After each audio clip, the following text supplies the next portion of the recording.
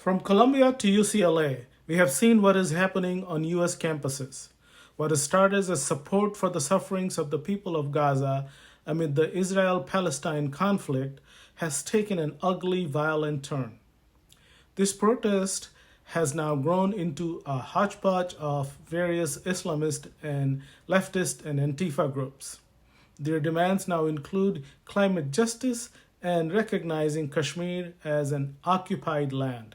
Completely unaware of history and geopolitics, these protesters are dreaming of a Gaza that is going to be secular, that is going to be a secular state and a haven for LGBTQ plus population. The point to remember, however, is that how it all started. It started with Hamas raiding on Israel on October 7 that killed over 1,000 Israeli civilians, including women, children, and elderly. Many were taken hostage. Namaskar, I'm Avtans Kumar. In India, the leftists planted their foothold in elite Indian institutions through a power-sharing deal they made with Prime Minister Indira Gandhi. As part of the deal, an openly leftist historian and academic, Syed Nurul Hasan, was appointed Education Minister of India in 1971. Nurul Hasan's policies would ensure a leftist stranglehold over Indian institutions for a year to come. In the US, rumors about the communist infiltration of educational institutions during the Red Scare of the 1950s may have seemed exaggerated and premature. The thought of Soviet comrades running American schools and colleges may have also seemed far-fetched. However, by the 1980s, we found those elements deeply entrenched in academia. As the fears of the Marxist takeover of American institutions took a backstage momentarily, a new form of leftism started taking shape. Economics, the mainstay of the classical Marxism, lost out to race and gender with the added elements of decolonization. We see a similar manifestation in India in the narratives of Aryan invasion and caste atrocities.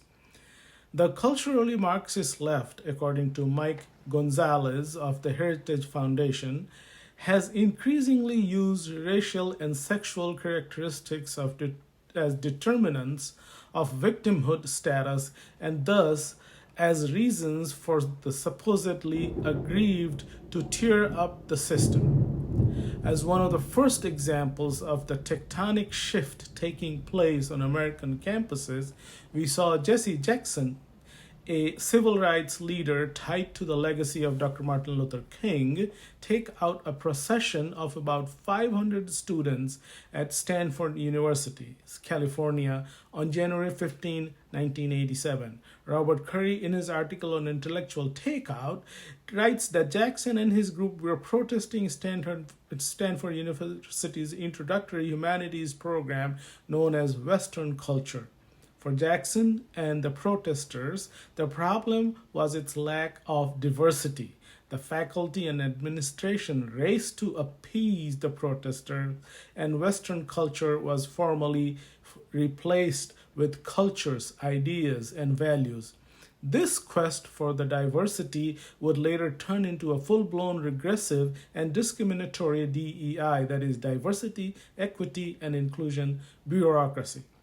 Post-colonial leftist scholars such as Michael Foucault and Jacques Derrida started the tradition of radical activism under the guise of social justice. Consequently, campuses, particularly in humanities departments, the pursuit of knowledge and truth took a backseat as the process of decolonizing the curriculum began in earnest. The decolonization movement targeted every part of the academy, from curriculum to faculty and bureaucracy, from literature to science, and even time and space. Like many left communist movements, decolonization professes violence as a means to achieve its ideological goals. According to Franz Fanon of Wretched of the Earth in 1961, the colonized mind finds his freedom in and through violence. This violence for the anti colonialist itself is redemptive and therapeutic. The decolonization pedagogy, designed and implemented in coordination with the leftist college bureaucrats, turned students and researchers into activists. A course in decoloniality and settler colonialism, for example, teaches future teachers and administrators to deconstruct the society in which they live and then promote their views at work, in dining halls, dormitories, and throughout campus. Decoloniality in the classroom requires decentering dominant groups to make space for marginalized voices and experiences. Settler colonialism, on the other hand, is a system of oppression based on genocide and colonialism that aims to displace a population of a nation, oftentimes indigenous people, and replace it with a new settler population. The current crisis engulfing the US campuses is a toxic mix of influx of Qatari and Chinese funding on one hand and ideological indoctrination on the other. It has exposed the vulnerability of the Western education system. Education in the humanities has become unpalatably toxic, while science faces the crisis of replication and is reeling from the damages caused by COVID dogma. The model based on the Socratic Dialogue and the Enlightenment seems on the verge of collapse. Can we save it? We'll see. Thank you very much.